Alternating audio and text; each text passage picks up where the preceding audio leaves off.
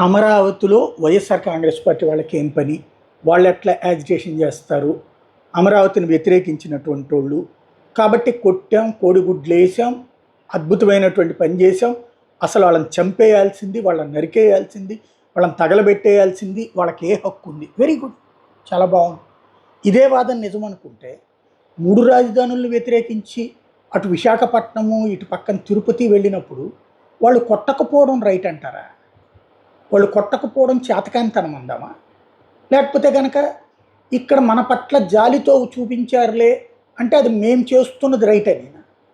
మనం ఆ రోజునైనా ఈ రోజునైనా సరే సంస్కారం మరిచిపోతే అది ఎదుటి వాళ్ళని కొట్టడం తిట్టడం కరెక్ట్ అయితే తెలుగుదేశం పార్టీ కార్యాలయం మీద దాడి చేయడము కరెక్టే కదా, గన్నవరం పార్టీ కార్యాలయం మీద దాడి చేయడము కరెక్టే కదా, చంద్రబాబు ఇంటి మీద దాడి చేయడము కరెక్టే కదా. There is a reason. బూతులు తిట్టారు కాబట్టి, ఇక్కడ వీళ్ళు బూతులు తిట్టారు కాబట్టి అమరావతిని మనం కొట్టాం రైట్. రేపు పొద్దున మనల్ని కొట్టచ్చునా? దానికి రాక్షసులు ఆపుతారు. వాళ్ళు ఆపితే ఆగిపోయేటట్టయితే ఇంకా రాజధాని ఎందుకు ఉంటుంది? ఇంకోటి, తెలుగుదేశాన్ని సపోర్ట్ చేసేవాడు మాత్రమే అమరావతిలో తిరగాలి. ఇది భారతదేశంలో ఏ రాష్ట్రంలో నేను ఉంది ఇట్లాగా? బీహార్లో జార్ఖండ్ని వ్యతిరేకించాడు ఆ రోజుల్లో లాలూ ప్రసాద్ యాదవ్.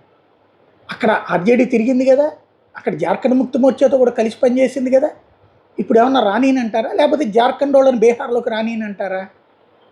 ఇలాంటి సంప్రదాయాన్ని కొనసాగిస్తూ దాన్ని చాలా గొప్పగా అదేదో ప్రజల కోసం చేస్తున్నట్టు చెప్పుకుంటూ మన పత్రికలు, మన టీవీలు, మన మౌత్ పబ్లిసిటీ అన్నీ కూడా ఆ రూట్లోనే చెప్పుకుంటూ వెళ్తే భవిష్యత్తు ఎట్లా ఉంటుంది? రైట్, మనమే అదేదో జీవితకాలం ప్రభుత్వం మన చేతిలోనే ఉంటే ఓకే. కాకపోతే ఏమవుతుంది, కొట్టడాన్ని తిట్టడాన్ని, ఓ పక్కన పవన్ కళ్యాణ్ని ఎవరు కొట్టలేదు, తిట్టలేదు, కోడిగుడ్లు ఇస్తలేదు, రాళ్ళు ఇస్తలేదు. ఆ రోజున చంద్రబాబుని అరెస్ట్ చేసినప్పుడు వచ్చి అక్కడ జగ్గైపేట దగ్గర పడుకున్నప్పుడు. కానీ ఇంత రాక్షసత్వమా, ఇంత నిర్బంధమా, ఇంత విధ్వంసకాండాన్ని ఇప్పటికీ 1,00,000 సార్లు మాట్లాడతారు కదా. అదే జగన్ని తీసుకెళ్ళి ఎయిర్పోర్ట్లోనే ఆపేసి వెనక్కి పంపించినప్పుడు విధ్వంసం కనిపించలేదు.